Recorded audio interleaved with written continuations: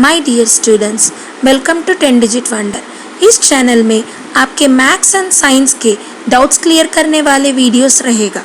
अगर आपको समझ में आए तो ज़रूर लाइक कीजिए, अपने फ्रेंड्स के साथ शेयर कीजिए, चैनल को सब्सक्राइब करिए और बेल आइकन दबाइए ताकि लेटेस्ट अपडेट्स आपको मिल जाए।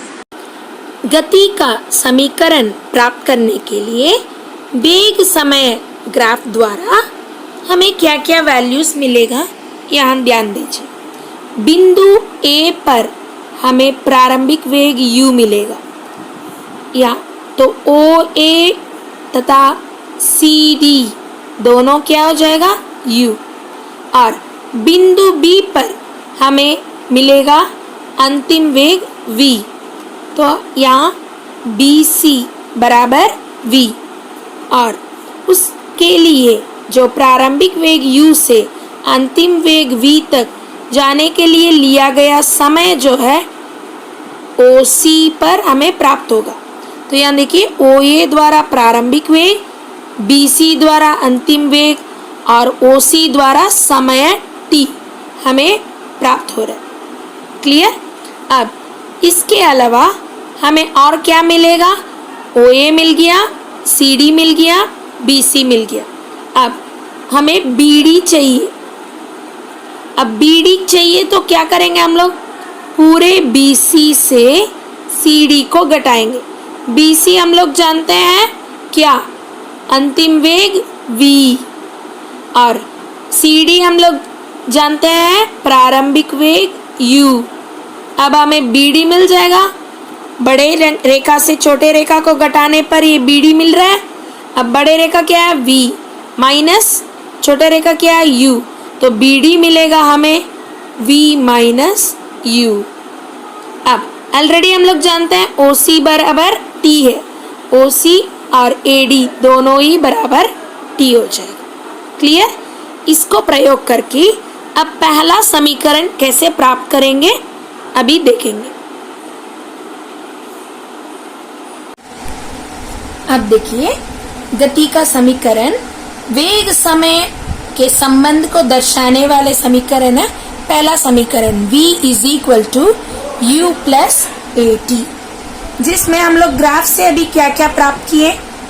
ओ ए तथा सी डी बराबर u हमें प्राप्त हुआ, और बी सी बराबर v प्राप्त हुआ। फिर हमें प्राप्त हुआ ओ सी तथा ए डी बराबर t। अब और एक चीज हम लोग ध्यान दिए, बी डी बराबर पूरे बी सी से किसको घटाने पर? सी डी को। तो बी सी क्या है? v, और सी डी क्या है? u। अब बी डी ये सभी वैल्यूज हमें प्राप्त हो गया। अब वेग तथा समय के बीच के संबंध तो हम लोग जानते हैं कि त्वरण इज इक्वल टू वेग में परिवर्तन की दर।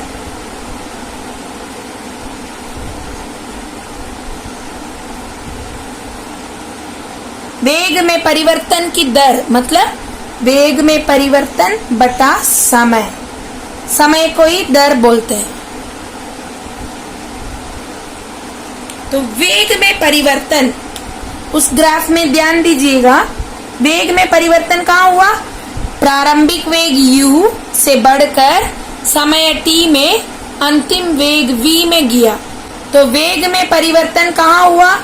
bd में हुआ, और समय हम लोग जानते हैं oc, तो bd बटा oc बराबर क्या है?